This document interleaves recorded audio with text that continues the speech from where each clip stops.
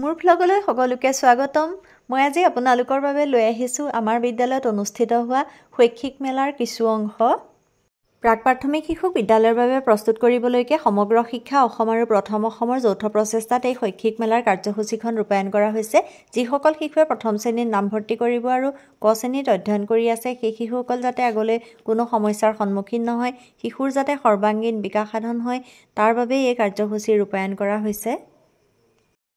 এয়া বৰ্ডত লিখি চাৰিওপিনে বেলুনেৰে সজাই পেলোৱা হৈছে যাতে শিশুসকল আকৰ্ষিত হৈ পৰে।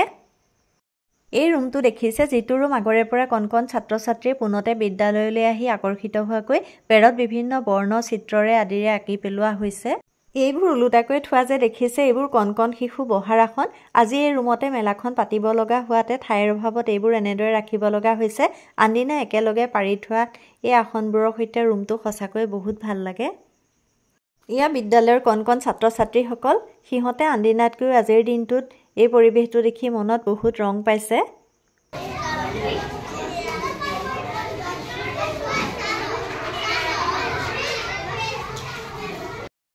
এয়া বিদ্যালয়ৰ প্ৰধান শিক্ষয়িত্ৰী বাইদেৱে আজিৰ মেলাখন যাতে খুব সুন্দৰকৈ হয় তাৰ বাবে যথেষ্ট চেষ্টা কৰিছে।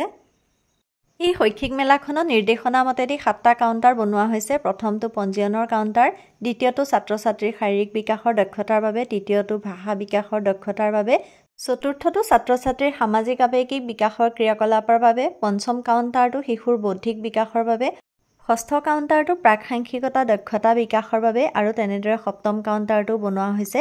এই কাউণ্টাৰসমূহত ভগাই থোৱা মতেদি একো-একোটা ক্ৰিয়াকলাপ ছাত্ৰ-ছাত্ৰীসকলৰ জৰিয়তে কৰোৱা হৈছে।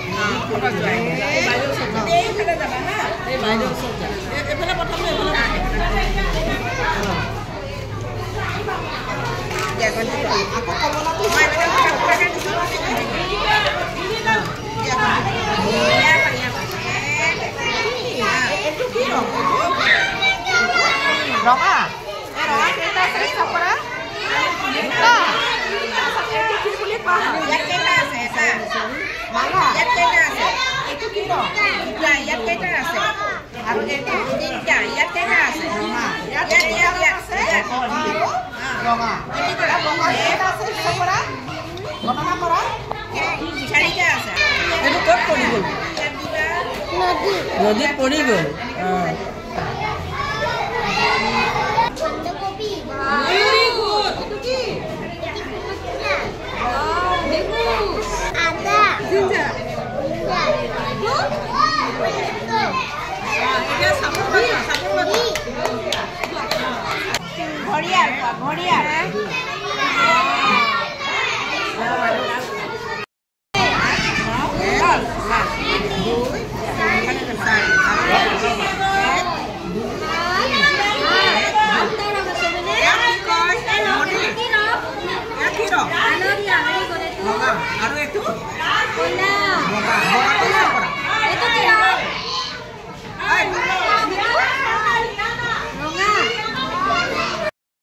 ইয়াৰ পিছত ছাত্ৰ-ছাত্ৰীৰ ওজন আৰু উচ্চতা আৰু জোখ লোৱা হয়।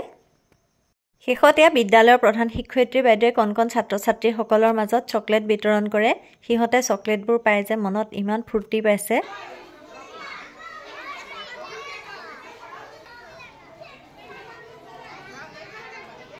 এনেদৰে সুন্দৰ শৈক্ষিক মেলাখনৰ অন্ত পৰে।